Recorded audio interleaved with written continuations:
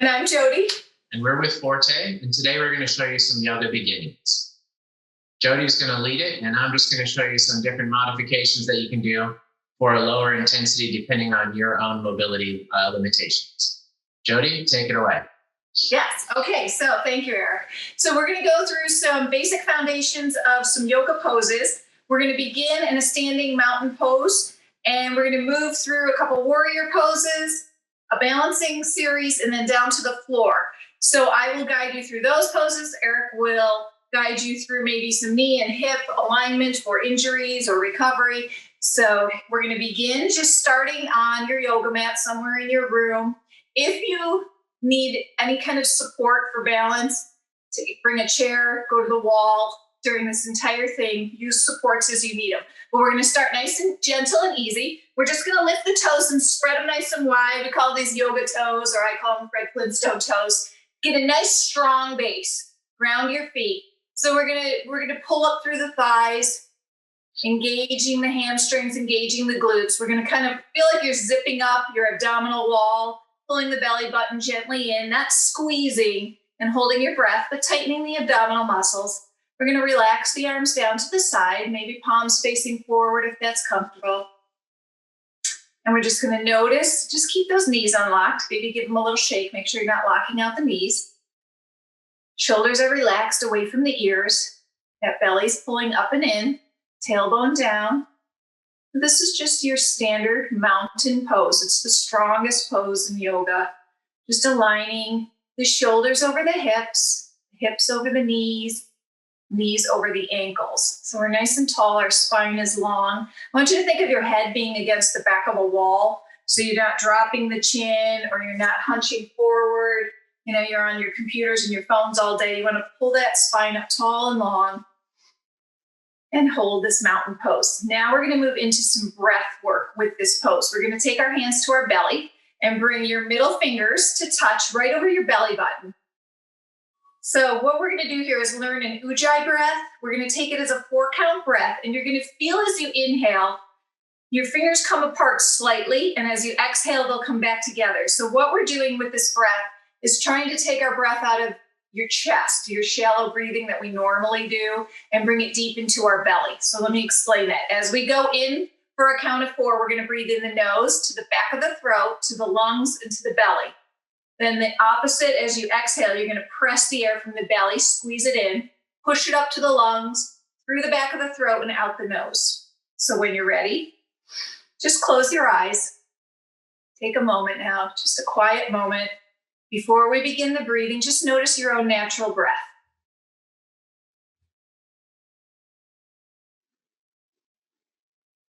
And then notice your shoulders. Did you keep them relaxed away from the ears? Did you lock out your knees? Did you let go of your belly engagement?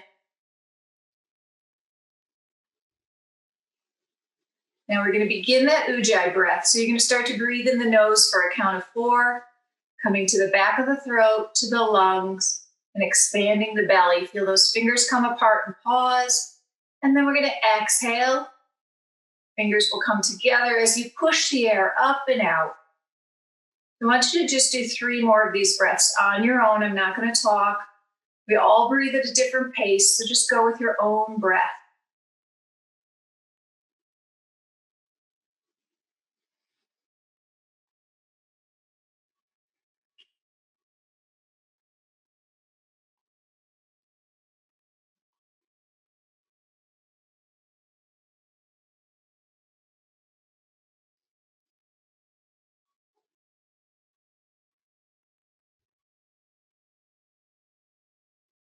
When you've completed your breaths, slowly open your eyes, drop your hands down.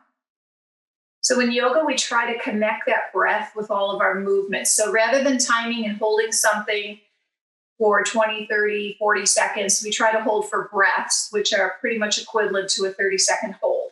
So most of these yoga poses we're going to go through, we're going to hold 5 to 7 breaths, depending on the speed of your breath.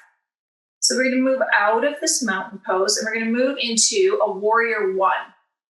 So we're going to start with our right foot forward, left foot back. I'll turn sideways so you can see me. You're going to step the right foot forward, left foot back, turned out at about a 45-degree angle. And then you're going to take a bend in this front knee. So this bend is going to be what's comfortable for you.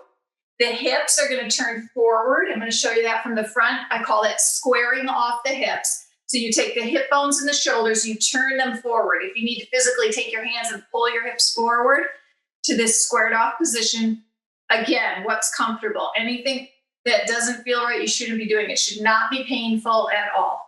It should be a gentle position here. The knee is over the ankle.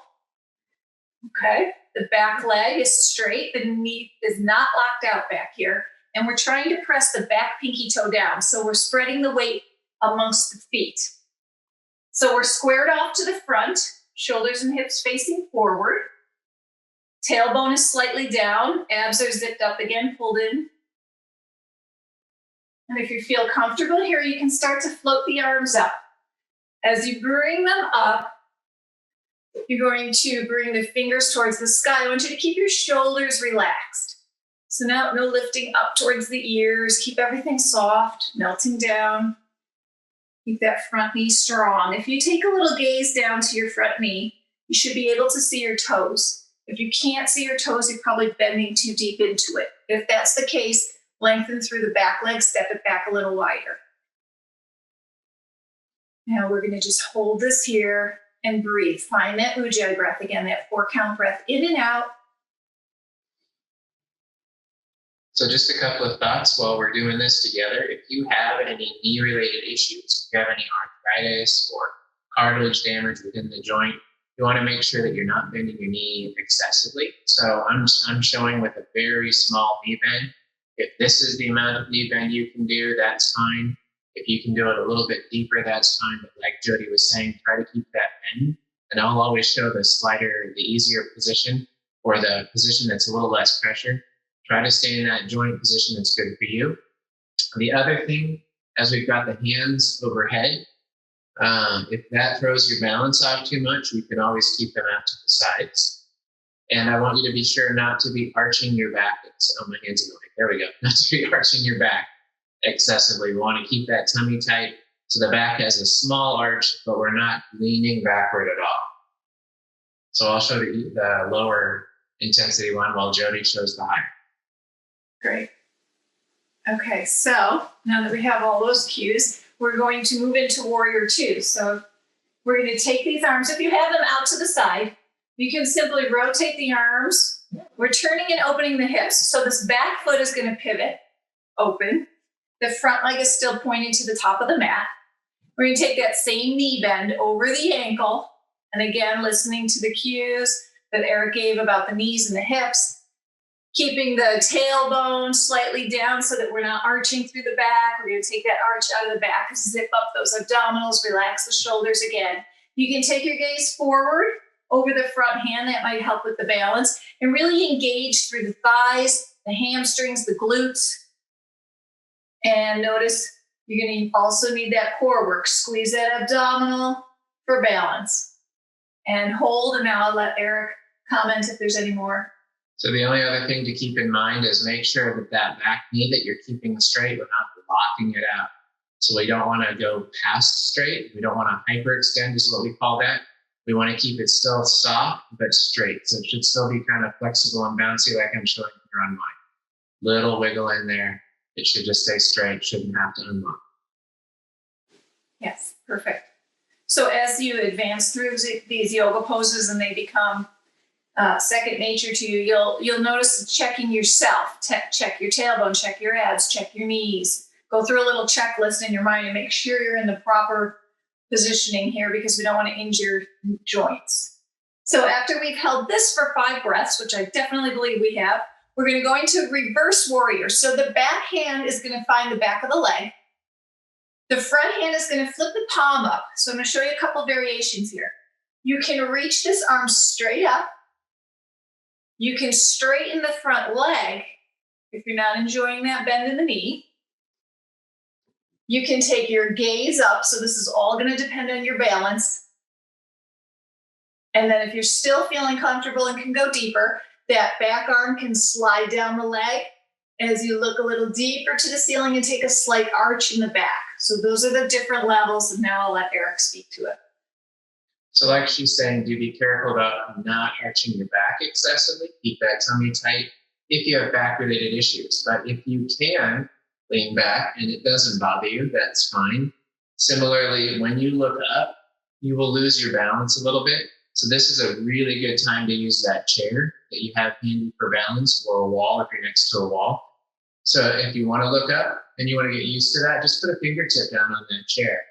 And then, like she said, you can either straighten the knee if your muscles in your thigh are getting tired, so quads are getting tired, or if there's too much pressure in the knee joint, just straighten out the knee. But do try to get that arm up as high as you can. Again, if you have shoulder-related issues and you need to keep it down a little bit lower, that's fine too. Great. So from here, we're all going to take those arms back out nice and long. And we're just going to turn the front toes in and step our feet together. We're going to come back to that standing mountain pose. Maybe shake out your shoulders, your legs. If something's getting tired, give it a little shake. And we're going to repeat that series on the left side. So, right, adjusting your chair if you need to, or turning and holding the wall. So we're going to begin with that warrior one. Left foot forward, right foot back and turned out. So I'll go a little quicker through the points now. Turning the hips forward. Knee is over the ankle. Keeping that back knee soft. You can see I'm just kind of popping it a little to show it's not locked out. Shoulders and hips are facing forward. Now I tend to arch my back, so I need to remind myself always to pull up through the abs, down through the tailbone, and keep the knee soft behind me. Then we're going to take the hands, if that's comfortable on the shoulders, slowly float them up, keeping the shoulders depressed down away from the ears, and begin to hold. Now watch that front knee as you're getting tired, it's not falling in or out. Keep it strong and pointing over the second and third toe. And if I missed anything, Eric, you can chime in and we'll just hold here and breathe.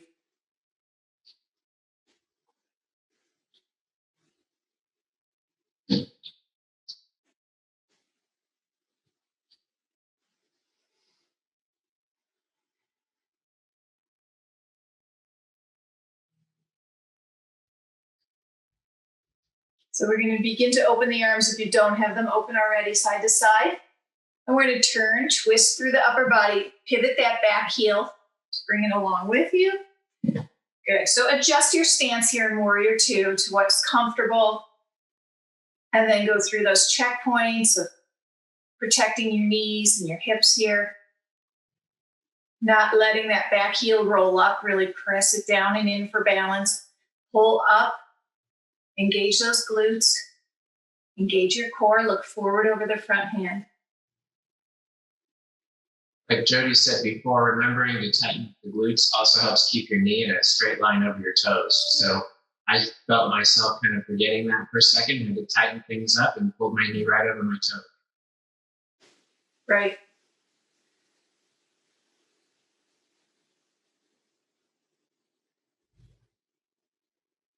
Nice. So you might be able to start to hear your breath as you're starting to relax into this. You're breathing through the nose. It should sound like you're listening in a shell. It should be an audible breath. We're going to flip that front hand. We're going to come into that reverse warrior. So either keeping the knee bent or lengthening through that front leg. We're going to drop the back hand, find the leg, scoop the left hand up to the ceiling. Maybe gazing up, maybe not. And maybe taking a slight arch in the back, which is really more of a lift through the heart and pulling back, not a crunching in the lower back. So if you're going to do the lean back, make sure you pull those shoulder blades together, and that will accentuate that upper back movement so it's not so focused in the lower back.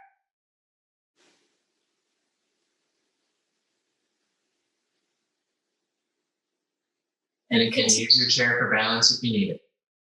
Yes. And notice if you're breathing. Are you holding your breath? Are you clenching anywhere that you can soften and release?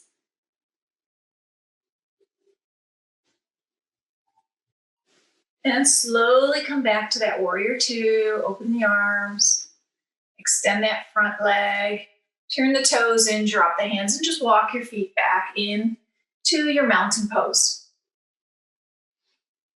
So as you're moving through these poses, as I was just saying, you might notice all of a sudden you're clenching in the jaw or you're clenching somewhere. The shoulders are coming up.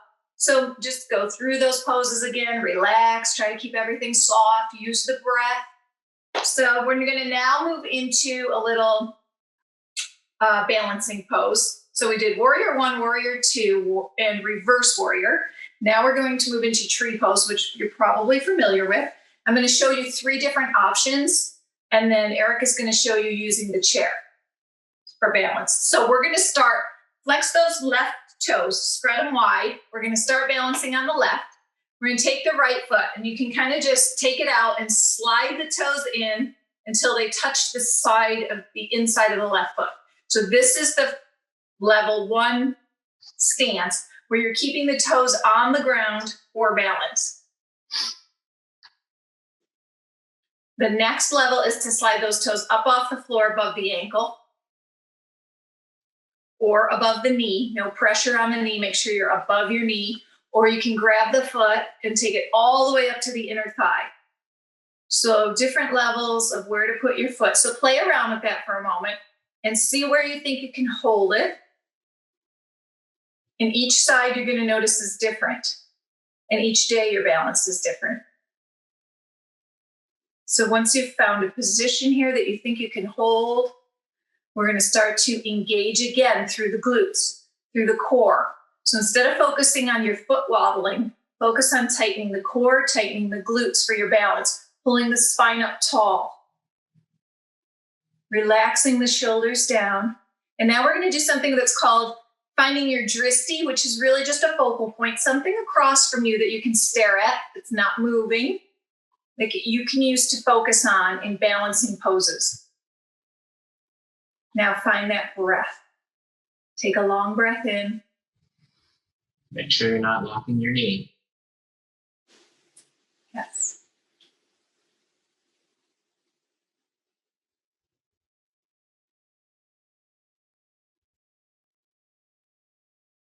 Okay, keep those shoulders relaxed. Keep that belly engaged. If you fall out of it, just join back in. That's part of learning balance, is to fall out of it and come back into it.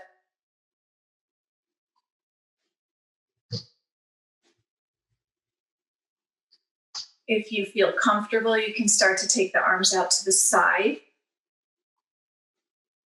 or even possibly float them all the way up.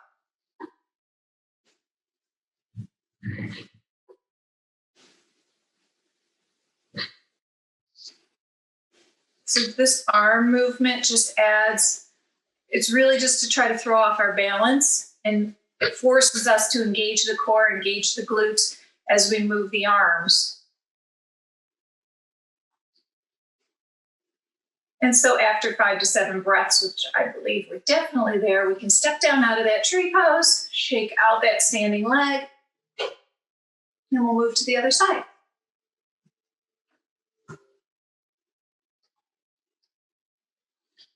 So again, spread those toes wide, get a nice strong base. Oh, I was also going to say, you'll notice Eric has socks on, I do not. If you feel you're home, no one sees your feet. So if you're self-conscious about it when you're home on your own, take your socks off just to get a better grip. If you're on carpet, if you're on hardwood, tile, everything's going to feel different. So that's another thing to keep in mind when you're doing balancing poses is, you might feel on carpet, it might feel a little squishy. On hardwood, tile, you'll have a strong, firm base, but be careful if you have socks on and you're not on a mat, you may slip. So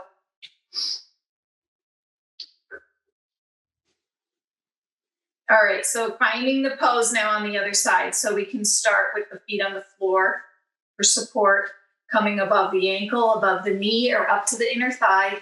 So again, play with that and see where you can hold it. Don't walk out through that standing leg.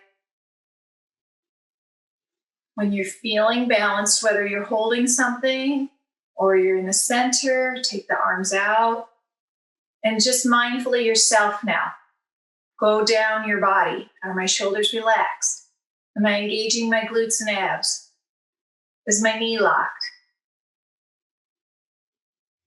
The other thing you want to watch out for is you don't really want to drop that hip out to try to balance or anything like that. Make sure you're tightening up those hip muscles, keeping that whole bit in a straight line with the rest of the core, just like you would when you're standing in that mountain pose. Yes, perfect. And I just had to unlock my knee. Yep. And keep breathing.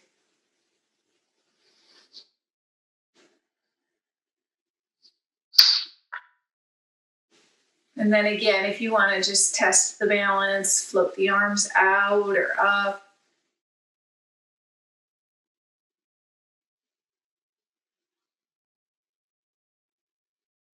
If you bring your arm up and it gets tired, you can bring it back down.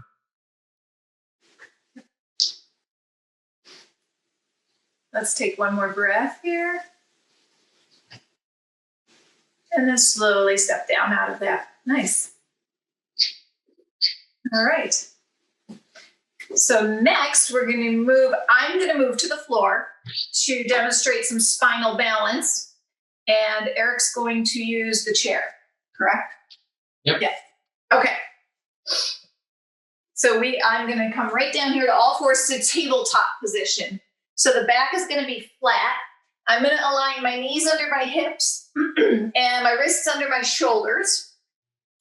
I'm going to take the arch out of my back and pull my abdominal core up and in. So this is my shirt hanging here, not my belly. So I want you to have a nice flat back like you're a table. It's the tabletop position. And Eric can explain what position he's in. So what I've done is I've used a chair to brace myself. So if I can't get on the floor, this is a good alternative to do the same type of activity. Similarly, I'm keeping my back relatively straight. I've got my core engaged, so still trying to pull my belly button toward my spine. My feet are flat on the floor, and my hands are flat on the chairs, on the seat of the chair. So we're ready to go. Okay. So what we're going to begin with, we're going to take our right leg. We're going to slide it out behind us, coming to your toes.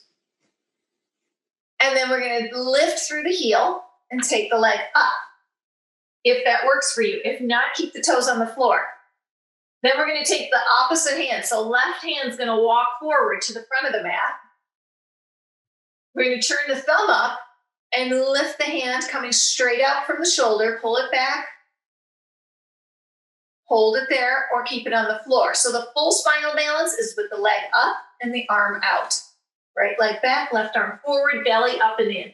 Look straight down at the floor because I want you to keep the back of your neck in line with your spine. The same thing with the chair. If you don't feel like you can raise your arm up very high, you can kind of keep it a little bit lower. If you don't feel like you want to bring your foot up off of the floor, keep your toes in contact. Whatever works best for you. We want you to feel stable and secure while you do this. But you keep that tummy tight, the back relatively flat. Nice. So this has already been 5 breaths I've counted. So I'm going to show you the next thing we're going to do is a little elbow to knee. So I'm going to demonstrate this. You're going to bring the elbow to knee under the chest, squeeze the abdominals in, then lengthen them out nice and long, keeping the back flat. And then Eric can explain how to do that if you're standing. And we're going to try that 5 times. So similarly, as with the other bit, if you can bring your elbow to your knee, great. If you can only get part of the way, that's fine. This does require control and balance. And so if you just make smaller movements, that works just fine. And always go back to maybe your tip of your toes versus keeping the arm or the foot off of the floor. And just back and forth, just like so. Just engage those stomach muscles while you do it. Great. So after you've finished your 5, if you're on the floor, drop the hand, drop the knee. And we're just going to quickly, if you're on the floor, I don't know if you need to do this if you're using the chair. We're just going to sit back for a second and roll out the wrists.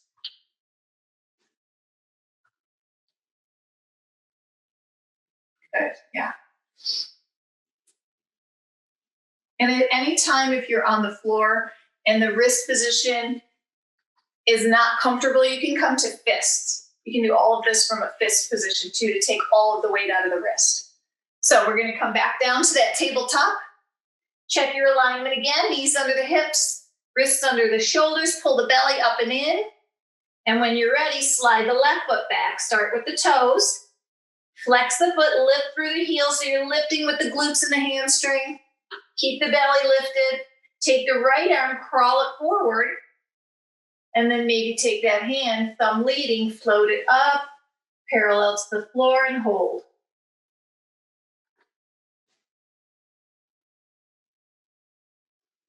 Again, if you're standing and you're doing this with a chair, make sure that the knee that you're putting your balance on is not locked or bending backward at all. It's okay for it to be slightly bent in the back if you want it.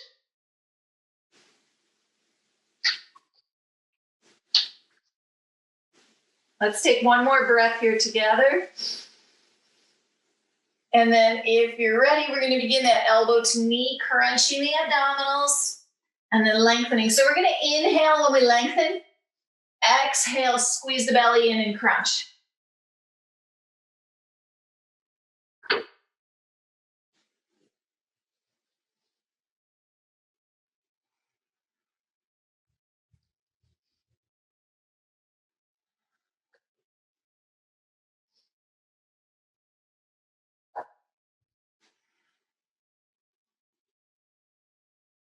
When you've finished your fifth one, just hold it out long for one more breath. And then drop the hand, drop the leg. Nice. So that is the end of our working poses for balance and core strength. So we're now just going to end with a little shavasana. You can take a seat in your chair. If you are on the floor with me, we can just come to a seated position. Cross-legged if that's comfortable for the knees and the hips. If it's not, legs can be straight out. You can be in a butterfly. So find a position that's comfortable, that it's nothing is hurting. You can sit up against a piece of furniture. I just want you to find a comfortable position to sit. We're going to pull the spine up tall. Round your hips and your sit bone down. Relax those shoulders one more time. Take the hands to the knees. And I just invite you to close your eyes now. Notice your breath. So that last series, you may have noticed your heart rate pick up a little bit. We're going to use that Ujjayi breath to bring the heart rate down. Just take a couple long breaths here.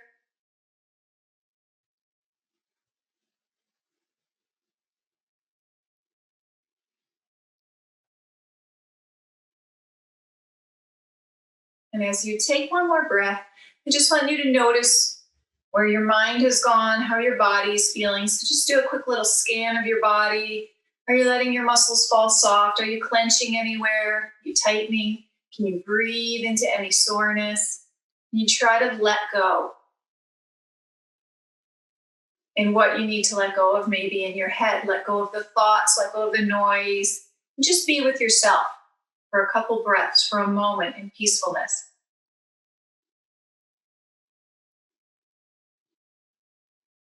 We're going to bring our hands together in front of our chest into a prayer pose. And we're just going to end this practice with a little bow of the head. And I say to you, namaste, meaning the light in me honors the light in you. So I invite you to just whisper to yourself, namaste.